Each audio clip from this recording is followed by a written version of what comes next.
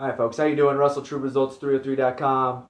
Check out the website, link in the description box. Coming at you today with some more Christian info. This is something I know a lot of people struggle with in their daily lives. I've struggled with it. My cousin has struggled with it.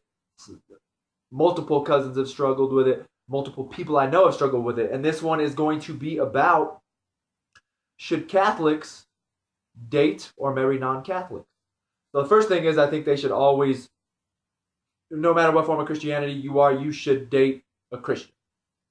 That's the main one for me. But to each their own. You've always got to keep your options open, your mind open to new things. So, but I'm always going to say that at least stick with another form of Christianity. So the first thing I'm going to go with is, it doesn't matter what your family thinks. Right? Who cares what your family thinks? That's going to be the first thing that I'm going to say, because I know that's a big issue. Some people have really strong family values, and you got to throw that out the window. Because I looked up one passage. I wanted to look up some more, but I just wanted to get the video in Genesis 2:24. We got Genesis 2:24. Therefore a man leaves his father and his mother and clings to his wife, and they become one flesh. And the man and his wife were both naked and were not ashamed. So, who cares what your family think? You are not ashamed, right? You are not ashamed of the person that you choose, whether they be Baptist, Lutheran, non-denominational, whatever it is. Family's out the window. Who cares what they think? What connection do you have with this person? That's going to be the biggest thing. So now I'm going to go with some of the mistakes I've made and my cousin have made, because we're kind of the same. Of course, we're the same family. So myself, I'm a very sarcastic person. I'm not gonna lie, it's something I need to work on. I'm a rude individual sometimes when it comes to things. I can say mean things, and so you've got to cut that right away.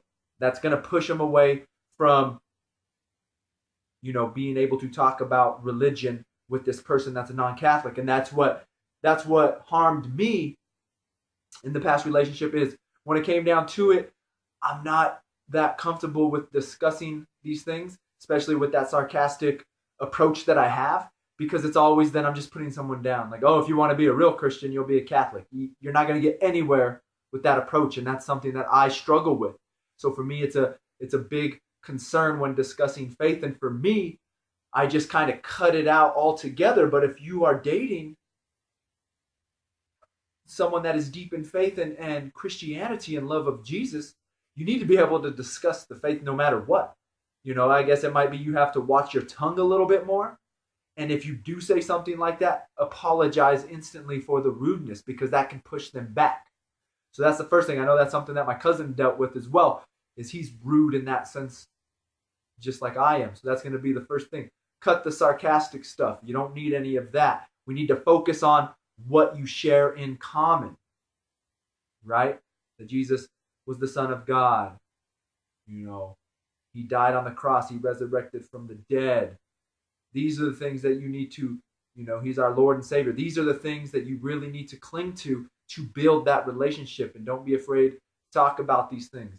For me, I'm an introvert as well. I don't like to talk. So for me, it is a struggle as well to be open in this aspect with somebody, especially, I'm a big doubting person. So it's like, oh, I don't want to mess up. I don't want to say something wrong. But as long as you're in this discussion with the person that you care about, it doesn't matter what you say. It's a friendly conversation, right? That it's just learning more together. So next big thing, you need to read the Bible and you need to pray together as often as you can, as much as possible. And like I said, given my situation and where I'm and my sarcasm and the things like that, you might be also seeing someone that you feel knows more or has more of that deep spiritual bond with God and Jesus, which is something that I encountered as well. So you feel intimidated, right, to talk about it, and you don't want to mess up. But we've got to realize that person as well, in that instance, is probably still the same. They feel the same way. They just want someone to confide in and be able to discuss these things about. So don't be afraid to talk about these things. I think I forgot the point I was going on there, but it was pray and study the Bible with them at all times. And if they're they're still, you feel a little more intellectual than you or know more than you, still don't be afraid to talk about it. We have to, right? You want to grow spiritually together. This is the great thing. And for me, it's putting whatever past relationships and how that relationship worked when it came to reading the Bible or praying and things like that. You need to cut that loose. All right. I can't remember if I mentioned that earlier, but cut that loose, right? So they always say, I got my little notes here. Sorry, I'm trying to go off of my notes.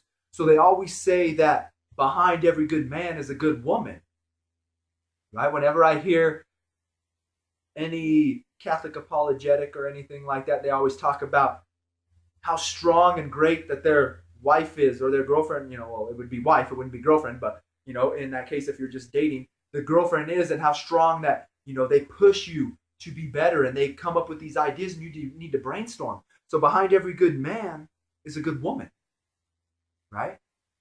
So that means if, for me, being an introvert and someone who might feel intimidated about talking about it or shy about talking about it, I know we've all heard the saying or, seen it where a woman pretends like she can't open a jar, right? To give it to a man so a man can open it. And yeah, he's the manly one. You pumped him up. You made him feel like he was useful, they say, or something, That's what right? That's what you need to do, women, as the wife or even as the girlfriend, right? You need to pull him out of that shell, because once you give him that confidence, he will take the lead. It's in the nature of man and the nature of us. We will take that lead. We just need that little push. Like I said, behind every great man is a great woman. So that's your job. I think a lot of people, I've said this before, they think that the Catholic Church suppresses women because they don't allow them to become priests or preach in the church. But you don't already realize how powerful your words and actions are within a relationship or within that community. What I've said as well before is, it's funny that they say that about the Christian faith, but we hold so dear to our hearts the value of Mary, the mother of God. We hold that woman up there very high, right? She is not God. We don't praise her as God, but we hold her highly. She is our mother. That's what Jesus said to the disciple. This is your mother, right? So we hold her up there. We hold her dear. So as Catholics, I don't think really we disrespect women. We really hold them at high value, right? But everyone's got to realize, I'm not going to get in. I don't want to say anything rude or anything about it. Like I said, the big thing is just discussing the similarities. I know I've already said that. And then it's just, as the Catholic, every once in a while, talk about the Catholic beliefs. And when you are going through the Bible study and these prayers, they're going to come up. Right? These things are going to come up anyways. So just know how the Catholic Church stands. And we have, like I said, we have the catechism. You're never going to say anything. You're never going to be right. You're always going to forget something. I'm going to forget something in this video. I guarantee you, I forgot something in past videos. It's just going to happen. I'm trying to do them off the cuff and with a little bit of research, and then just kind of put my own spin on it. So I'm going to say things that, some things I wish I would have said that I didn't. So use this Catholic catechism when these things come up so you can express what the Catholic faith believes and why we believe it, right? And then the main thing is just, if she or he is truly that great Christian, you have to be willing to go to their church. There's no ifs, ands, or buts about it. You go to church with her. She goes to church with you. For me, I will go to church every weekend. So, in my opinion, you're going to church an hour twice a week, right? Maybe Saturday night at the Catholic Church, Sunday morning at whatever form of Christianity that person is. So you've got to be able to make that as well. Make that sacrifice as well. For me, it's not a big deal because here in Denver, we don't have a Catholic radio station. I can listen to it online, which I do. But I listen to talk radio, which is just normal Christian, non-denominational stuff. So I listen to that stuff all the time, and I take there's good things that come out of it. There's a lot of, I'm not going to, not a lot, but there's a little bit of Catholic bashing on it. And that's fine. That doesn't affect me as much. But there's a lot of good things about it. So that's a Bible study for me as well. So let's see. Okay, and then just some of the things that the church kind of expects of you if you are to become married, right? The church always believes that you should get married in the Catholic Church. So if it's a Catholic wedding, if you're married to a Catholic, it should be in the Catholic Church. Or at least, I think they say it at least has to be by a priest or a deacon, for sure. It has to be, it has to be formally done by a priest or a deacon. And I don't think there's anything wrong with that. What does it matter as long as you're getting married? Why would you not want to get married in the church? It's a part of the Christian community.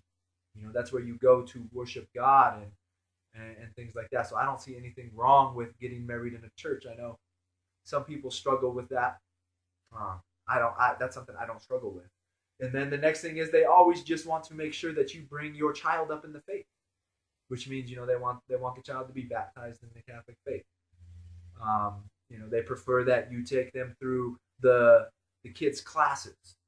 You do the sacraments, Holy Communion, confirmation, and things like that. But those are great things just because the child's learning about their faith, and they're learning about the Bible. It's just Bible study, right? And that's what you want your child to do anyways.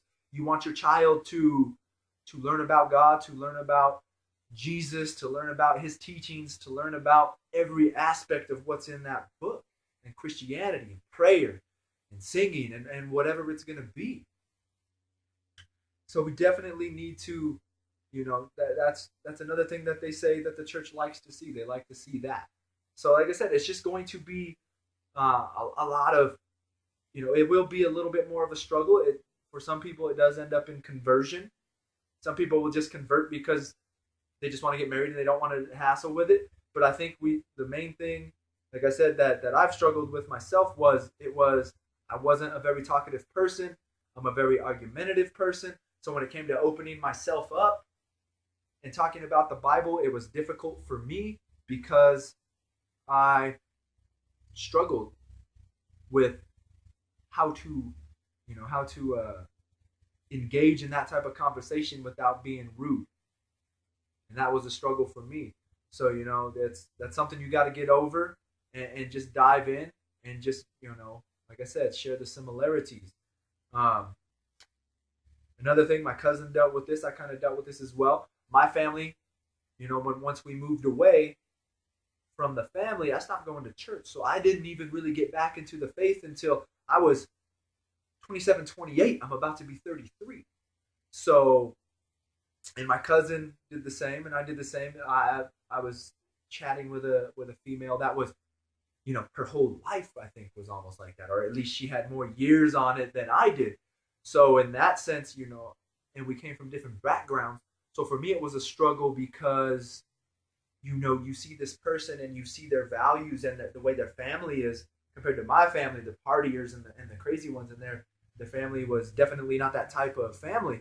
And you feel like, you're not good enough for that person, right? Or you don't have nothing to bring to the table. But you got to realize it's just growing spiritually, and any conversation and love for the Bible and Jesus is a good conversation. So it doesn't matter. That's the same thing that they say, right? That every saint has a past, every sinner has a future, right? And then the last thing I want to get at with that, and I've had this discussion with my cousin, with my goddaughter before as well, is you can see two different people, two different backgrounds, like my cousin and the girl that he was talking to, myself and the girl that I was talking to, and you see that two totally different things. But when I would discuss with her, she was like, I'm not perfect. You got to understand that. You got to understand that these people are sinful just as much as you are. It might be differently, but they're still sinful, and they still have things that they're ashamed of. So never be afraid to talk about openly your issues and your struggles and your problems, because there's nothing wrong with that. Because trust me, theirs are just as bad. Like I say, it doesn't matter. Take two people's lives. How has this person's life been, childhood? This person's childhood, how has they been? On the outside looking in, you can say, oh yeah, that lifestyle's been worse. But that doesn't mean that the things that person that hasn't had a rougher lifestyle didn't have major complications and emotional and psychological problems in their life from what happened to them. So in reality, they're not any better than you. They just have a different upbringing. That's what we need to understand. All right, so there it is. Yes, there are, don't be afraid to get involved with someone that's a non-Catholic. You just need to be very open and discuss everything. And ladies, if he's a person like I was, be that one to hand him the jar and just be like, oh, I can't do it. Guide him, because you have that great role. Behind every great man is a great woman, right? You're a great woman. He's a great man.